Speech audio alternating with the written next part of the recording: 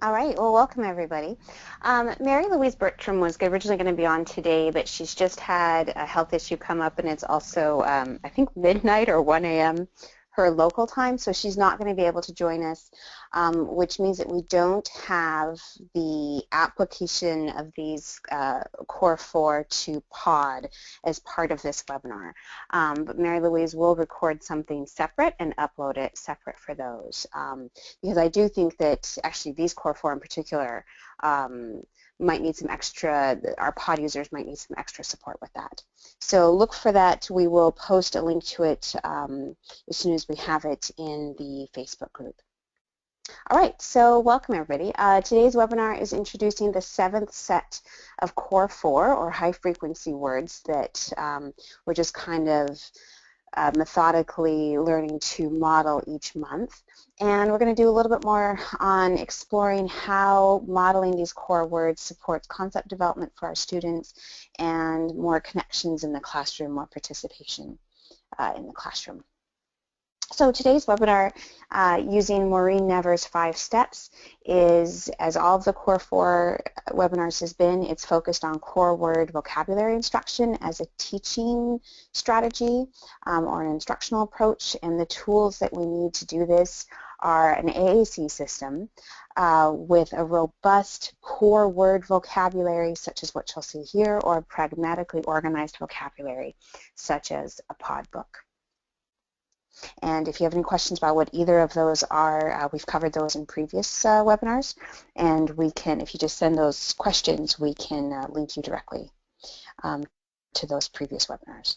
So when we talk about our core words, what we've been doing for this webinar series is looking at what the dynamic learning maps identified as the first 40 core words. So the dynamic learning maps is an alternate assessment consortium out of the Center for Literacy and Disability Studies at the University of North Carolina at Chapel Hill.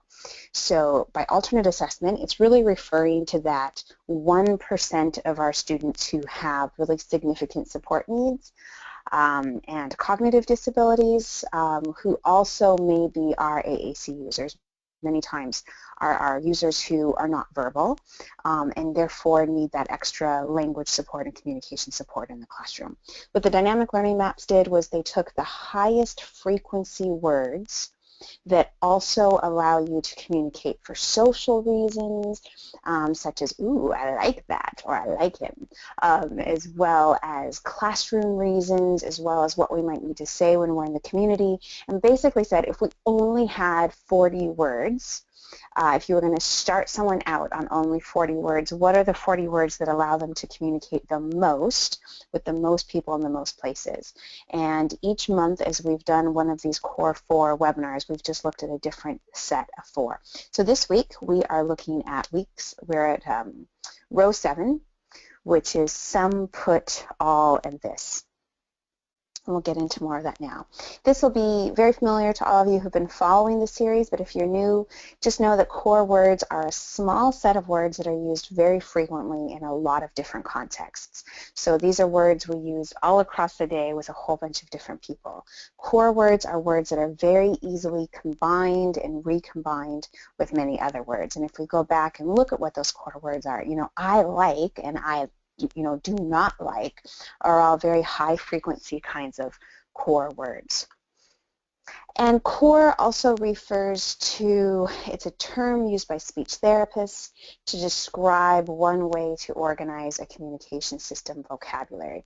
So we talk about core words being these very high frequency words, and we compare that or contrast that with fringe words. Fringe words tend to be the nouns, the things you might request, the people, the places, the foods, the objects. The toy that I like might be an iPad, but all the words that I would say in order to say I like iPads, all the words I would use to actually form a sentence about things I like tend to be my core words, if that makes any sense. So it's just a speech therapy word. This month, our Core 4, Set 7, are some, put, all, and this. So just take a moment to find those in your system. From surveys we've done amongst our Angelman community, mostly on social media. These are fairly informal surveys. The most common systems that we see being used with our families are the Proloquo to Go app on the iPad, as well as the POD, Pragmatically Organized Dynamic Display System.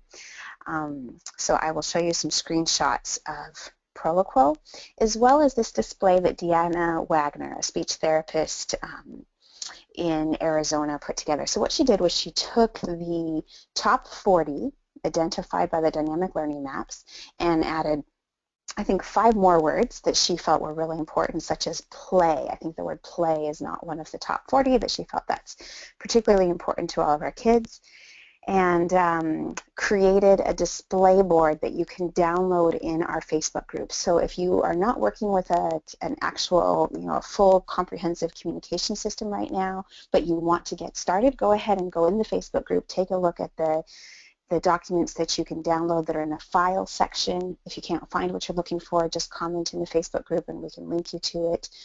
Some of these are also linked on the Angelman Syndrome Foundation website, but this is just a core board display that has all those words, so we can begin modeling these words right away, even if you don't have another system. If you're using Proloquo to Go, we've been recommending the 60 per page as a nice starting place for many, many families. So if you're using Proloquo to Go, I just got contacted by 2 different people today who have just started following the system or following the series. Their speech therapists have both recommended Proloquo, and both the speech therapists recommended using one symbol on a page at a time to get their kids started. And what I did for both those families is refer them back to some of our first webinars that talk about language development and what's called aided language input, to really get them to understand and help their speech therapists understand why, if we're going to develop language, we actually need a lot more words on the screen. So the 60 per page has been a good starting place for a lot of families. And I've circled in red, some put all in this on the Proloquo, that standard 60 per page homepage. So take a look in your system, find those words, and we're just going to talk about different opportunities to use these words all across the day. One of the, some of the goals that we have when we're modeling core words are a few, and this will be familiar to those of you who've been following the series, but it's been really interesting to see how many new folks we're getting. I think one of the key things we want to do is really strengthen concept knowledge of these different specific words. You'll notice that core words tend to be fairly abstract. So if we go back and look at this and some and all, these aren't as tangible of words as granola bar or iPad or cookie. They're more abstract, but very small children learn them because these words are being used all the time, all across the day. They're hearing these words being used in meaningful contexts all across the day from the time that typical children are born. And so kids start learning, they certainly understand the concept of what the words mean even before they can use the words. But for so many of our kids who don't speak, they didn't get that opportunity to explore using these words or to have their attention drawn to these words to really understand the meaning. And what we see happen with a lot of our kids is they then start school and we immediately start working on concepts like, show me the one that's bigger, show me the one that's smaller, show me the cat, show me the dog. For many of our kids, they haven't yet really developed the understanding of what all these different words are, such as more or less or big or small and many other concepts. Those words tend to be core words. Those early concepts tend to be core words, and we really want to draw our kids' attention to them to solidify their knowledge of what those words mean so that we then have a foundation for them to start using them. We also are targeting these different core words each month so that we can learn how to just automatically access those words. We know that if you want to start modeling a communication system to a student or to your child, if you have to hunt and peck, if you're like a typist who doesn't know how to type and you have to look for each word like a typist who has to look for each letter, then it's going to be very slow going, it's going to be very awkward, and you're not going to be a very effective typist in those situations, and you're often not a very effective communication partner. And many of our families and our teachers say that, well, I'm trying to model, but by the time I can find the words and I've said it, my student with Angelman has already left the room. Or my student with Angelman, they just won't pay attention. They've already stopped paying attention by the time I get to it. Well, that's really, can't automatically find those words yet. We haven't developed that kind of automaticity. So by emphasizing these certain core words each month, we're just trying to help you just develop that motor pattern, be able to immediately find them without having to look for them, the same way that an effective typist can find the letters they need without thinking about it.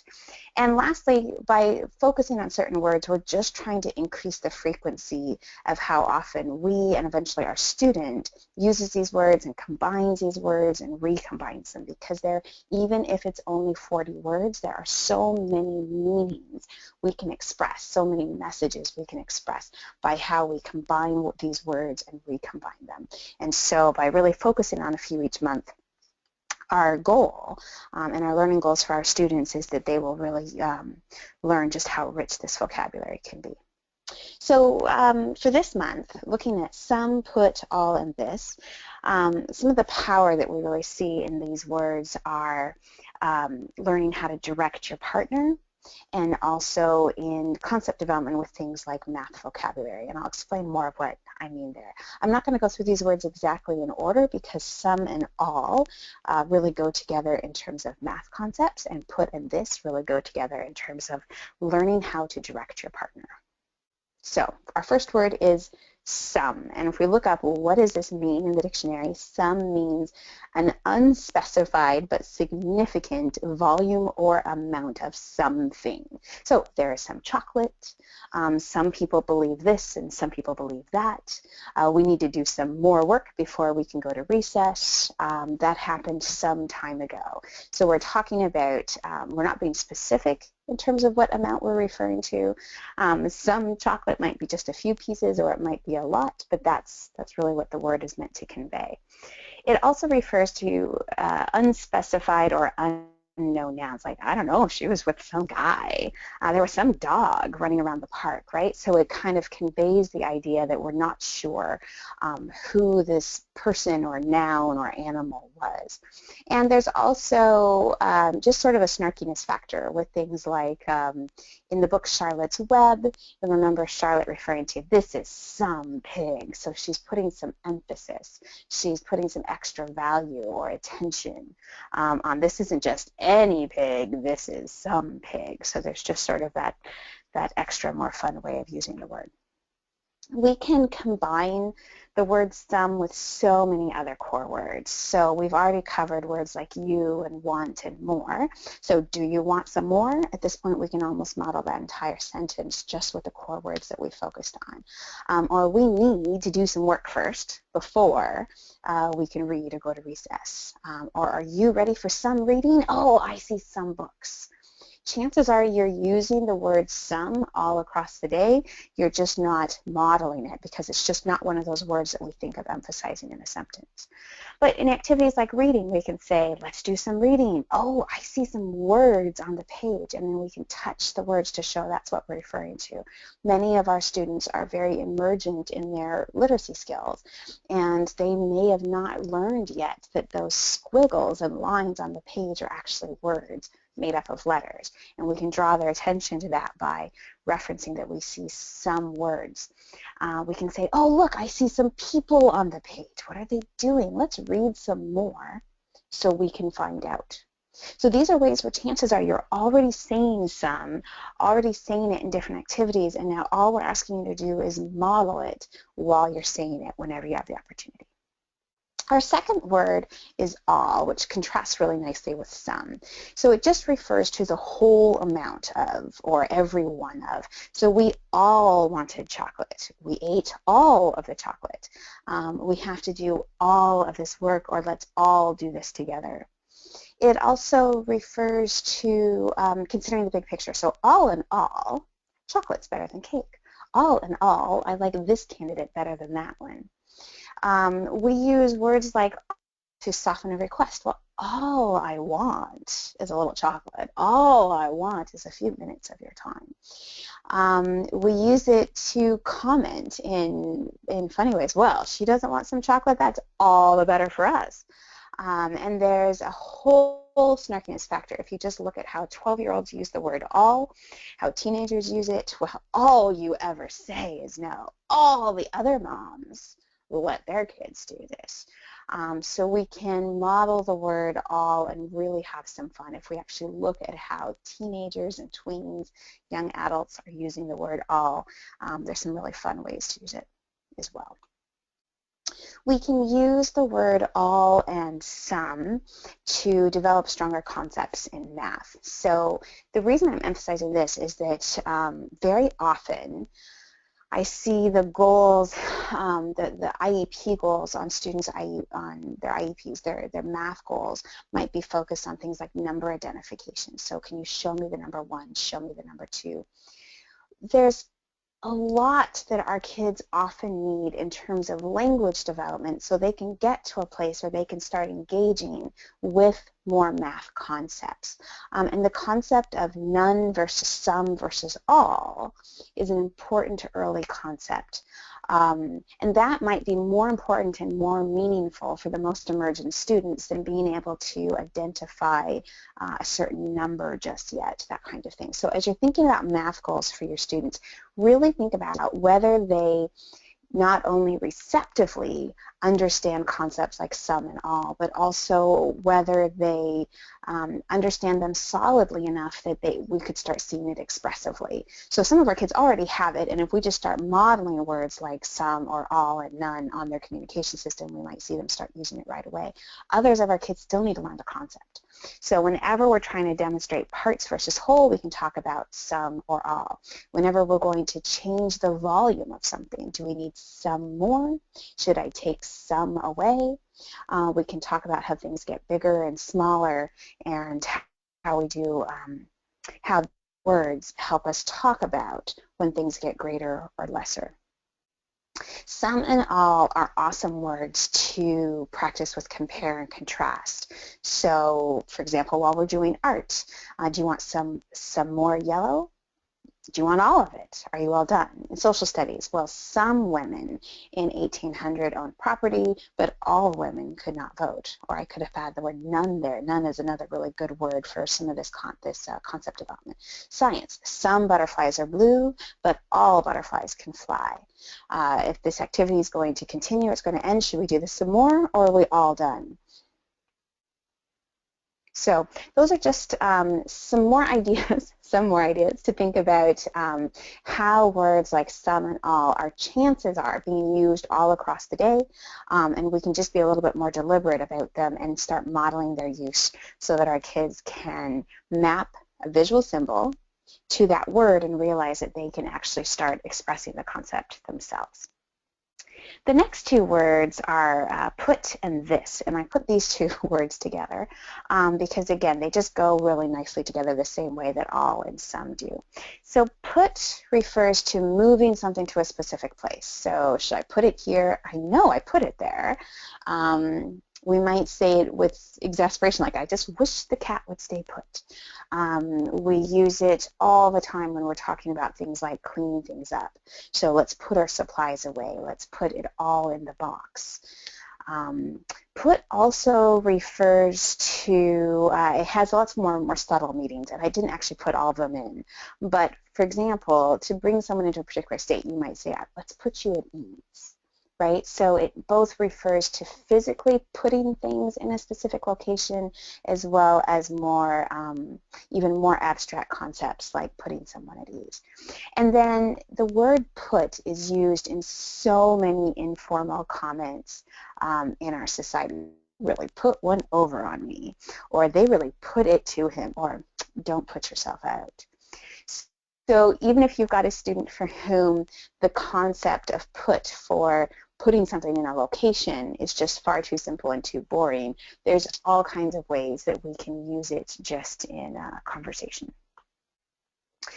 So put is used all across the day. Some of the most high frequency times I notice it being used is at mealtime. So put your plate here, let's put some vegetables on your plate. When kids come into the classroom, when we're giving instructions to kids, we are often giving them the instruction to put things away, to put their backpack here, and we can start now modeling it rather than just using it to boss our kids around. Because something we've noticed is that if we use a word like put to just tell kids what to do, without really modeling how they can use it to tell us what to do, then we're just less likely to see them start using it expressively, because it just becomes, we don't want a word like put to be one of those words that just the grown-ups own. It's one of those words that are just used to tell you what to do rather than a word that helps you realize you can have more control in it by actually doing those directions back. So we can say things like, where should I put your lunchbox? And again, when we're cleaning things up, let's put it all away, let's put the blocks here. Whenever we have the opportunity, we should ask our students, where should I put this? So often, parents like me have noticed that, for example, artwork comes home from our kids' classrooms and it looks beautiful. It was perfectly assembled. We know that a very well-intentioned special educator or peer or educational assistant put all the pieces in the right place with very little input from our student. It doesn't look like our student put those pieces together. We get this perfect artwork, and so often, for me, it goes in the recycling bin because it doesn't actually look like Maggie put any effort into what came through. It doesn't even look like she had any participation in the activity. What we can do with words like put is put it to the student. So where do I put this? Do you want it here or there? And I'll get into this a little bit more, but really think about how we can turn put around so it doesn't just become an adult word, but it's really a word that kids can use where they realize it enhances how they participate and it enhances how they interact with other people. Put is used a lot while dressing. So let's put your socks on. I need you to put your leg in, put your arm in your sleeve. It's time to put pajamas on. Oh, let's put your shoe on the right foot, and now let's put your foot in the left shoe. So if there's one time at home, one time of day where you're thinking about how could I possibly use the word put, I really want to model it, what you might do is put a screenshot of your communication system, of the symbol display from Deanna Wagner, whatever it is you're using to model from. Put it where your child gets dressed, where you get your student dressed. Maybe it's with their coat rack because it's where they get dressed to go outside. Maybe you put it in the washroom. But put that display wherever we are dressing and undressing, because things like dressing and undressing allow us to work on two things.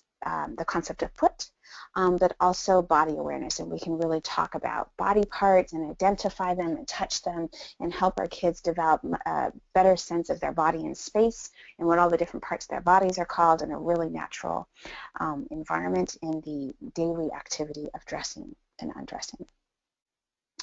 And we can model lots of directions. So, should I put your backpack here or should I put it there? Should I put it here or here? Should I put the plate here or here?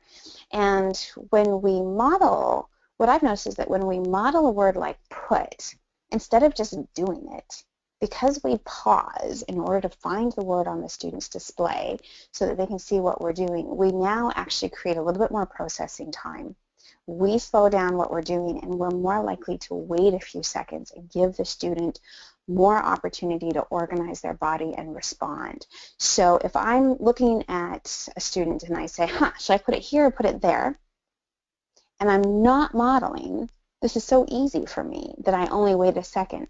Whereas if I take the time and I model, I give my student a lot more warning time and a little more processing time, and I might actually get more input from my student where I can then, oh, you're looking here, I'll put it here then. Oh, you looked there. Or I can watch where my students' hands went, where their eye gaze went, where they moved their body, and then reflect back, oh, you want me to put it here because you looked there, because you touched there.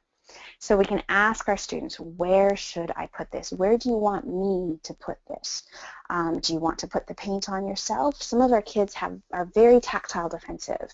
And so when it comes to art time, when it comes to all those sort of messy activities, when it comes to sand play, some of our kids really, they just can't put their hands right into the different materials because their palms are just so sensitive that those kind of activities are just really difficult for them. Some of our kids, because of their tactile defensiveness, they won't put their hand on a paintbrush or on a pencil. They won't grasp things. And so for those kids, what we can invite them to do is a hand over our hand. We grasp the pencil, we grasp the paintbrush, and then we try to fade that out and get them grasping it. But we can also say, we can grasp the paintbrush, we can put the yellow paint on, and we can say, where do you want me to put this? And see if they'll move our hand or if they'll indicate where they want something to go. And when you think of that perfect art assignment that comes home from school and looks like our students had nothing to do with it, imagine the difference if that art assignment comes home with a note of, you know, Maggie 3 times indicated where to put things on this. You know, this assignment really reflects where Maggie wanted them to go, even if she didn't touch it. Others of our kids are just so in stuff with their hands. Their hands have been put in everything, and they're very hands-on, and we might be modeling a word like put in order to get them to be a little more reflective and able to kind of step back a little bit and really think about where they're going to put stuff rather than, ooh, paint, I'm going to put my hands in it right away.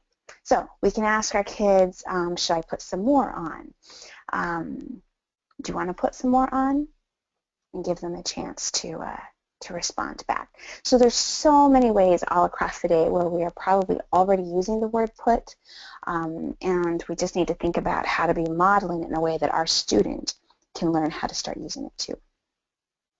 I just threw in this book. This is a Tar Heel Reader book that Carolyn Musselwhite found because of just its really fun use of the word put. So she likes to help us find reading materials that go with each set of core words. So here's a book called From Tar Heel Reader, which we've talked about a lot in previous websites. So if you need a primer on Tar Heel Reader, just ask in the Facebook group or ask in the questions afterwards. But what do we need? So here's a group of kids playing in the snow on the cover of this book. These kids might very well be here in Ontario where I live because this is what it looks like here. What do we need? Put on your socks, put on your snow pants, put on your coat, put on your boots, put on your hat, put on your scarf, put on your gloves. Now we can go play. And you can see how this book, we could edit this very simply, or we could follow the same framework to make a visual schedule of all of our daily routines about things like getting dressed just in the morning, getting undressed at night, getting ready to go outside for recess, leaving the classroom for lunch. We can set this up using these words. We can just kind of create this same sort of very predictable routine for all of our kids, and we can also make silly books out of it. So I just thought this was a really nice example of one way to use put in just a really high frequently kind of occurring context. The fourth word for this month that we're looking at is the word this. It's a very high frequency word, but it's also rather abstract. It's meant to identify a person or an object that is really close at hand. So you'll notice that when we're saying this, we tend to be gesturing, we tend to be indicating something. So this one, this is mine. Look at this. Is this what you want? It was this big. This is a dog and this is a cat. Whenever we're using the word this, it's something that we can reference, we can touch, we all know what it is. So it either just happened or it's something that's right there in front of us. So it's an abstract word, but it's also actually fairly concrete, and kids need lots of examples of the word this being used for a whole bunch of different things before the concept of this will make a lot of sense, because in this moment, this might be the glass of water, and in the next moment, this can refer to the book, and in the next moment, this can refer to the words on the page, right? So the way that kids learn words like this is through lots of exposure and lots of different contexts. We can use this in a lot of compare and contrast and choice-making activities, such as this one or that one. Um, we can use it to refer to something that just happened, like this is why we don't eat chocolate before bed, or this is why we clean things up. And we also find that we use snarkiness. We use the word this in a lot of just sort of snarky comments, like don't listen to this girl. Now hear this, right? So there's lots of really fun, informal ways to use it. So regardless where your student is at with their language development, you've got some really good opportunities to use it. Put and this go really well together, especially if our student is at a stage where we're really focused on things like opposites and things like prepositions, right? So if that's what makes sense to be targeting for their vocabulary, then we might model something like, well, should I put this up or down? Should I put this in or out? Should we put this on or off? Over, under, behind, or in front, high or low? So you can see that this two-letter phrase really helps us work on prepositions. And chances are, whatever language system you are using with your student, whatever AAC system there is, you have a folder or a system to be able to access these kind of preposition words. And the lovely thing about these kind of prepositions is how nicely they teach the concepts of opposites. If you don't have a large folder of prepositions, if your student has relatively fewer symbols on the page and therefore you don't have room for everything and its opposite, up and down, you don't have room on your system for in and out, on and off, over and under, then don't forget that the word not doubles the number of words you have, because we can refer to, should I put this on or not? Should I put this over or not? And we can teach the concept of opposites by just using the word not. So being able to negate what something is or is not automatically increases the size of the vocabulary that you're modeling for your students. We don't have Mary Louise today, so this is the part where we were going to hand it over to Mary Louise to take a look at how she would apply these 4 core with POD. What we will do is she will record something separate and we'll upload it and share it through the Facebook group. So if you're interested in a POD application, check the Facebook group or feel free to ask in there and we'll get that up. I want to draw your attention to some upcoming webinars coming up this month. Next week, on March 10th, we'll be looking at reading skills such as letter identification, alphabet knowledge, and first sight words. And what I'll really be emphasizing there is kind of both knowing when it's developmentally appropriate for your student to be working on those, learning some strategies for how to start working on those for the most emergent students, but also how to develop things like sight word identification with our more advanced students. So we'll be covering a lot there. That'll be next Thursday, and that's our monthly session on reading skills. On March 17th, when we go back to communication goals, in terms of the structure that we've been using in this series, our first webinar is always introducing our first core words, and then we do a webinar on reading, and then we go back to one more specific to AACUs. Maureen Nevers and Carolyn Musselwhite, our 2 speech therapists, will be talking about progress monitoring and drafting IEP goals. So I think that's going to be a very popular one, and we're certainly getting lots of questions about how to draft good IEP goals these days. So I think that'll be really good timing. If that's one of your questions, by all means, join us on March 17th or watch for the recording. And then on March 24th, that'll be the 4th week in March when we tend to look at writing activities. We'll be talking about writing and journaling, and it'll be myself and Mary Louise. So what are the different ways that we can use our students' communication systems to do writing activities related to journaling about their lives? So that will be March 24th, and we hope you will join us then. Some possible next steps. Now that you've looked at this, if you haven't started modeling these words before, I've just got a few ideas that might be fun, and feel free to just pick one or pick something else, but don't I think the biggest mistake that we make as parents, certainly the biggest mistake that I make, is thinking that I need to get it all perfect the first time. What we're trying to do by modeling a communication system for our kids is creating this new habit of how we do that. And if you create a new habit where maybe all you're doing is identifying one activity where you already use the word put, such as during dressing, or maybe you always involve your child with setting the table.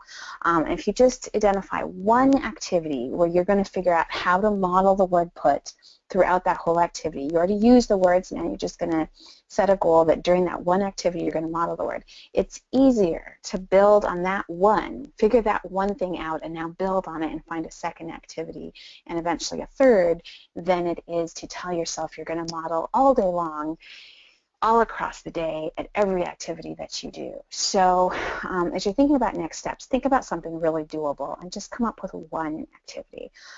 If you haven't gotten started yet, I think that's the most effective way that you can kind of create that habit and do the problem solving so that you can go forward. Or maybe what you want to do is identify an activity that you already do with your student that's just a really nice opportunity for your student to direct you. And you can model the word put, maybe with lots of prepositions, such as it's time to put things away, or during art activities, during craft activities, whatever makes sense to you. But think about an activity where you can be modeling put and really inviting your student to direct you. Or maybe what you want to do is identify an activity where you're going to really use the words all and some in order to help your student participate in a lesson or an activity.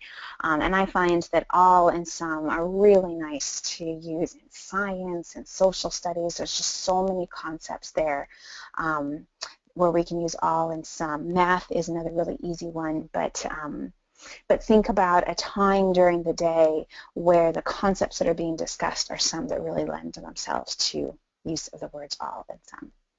And if you find that none of this is working or something actually is working, then by all means share your experiences in the Facebook group, because there's a lot of people there who are likely struggling with the same thing you might be and have the same questions you have, and we can create a whole dialogue around what's working and what's not working if we just share it in the Facebook group.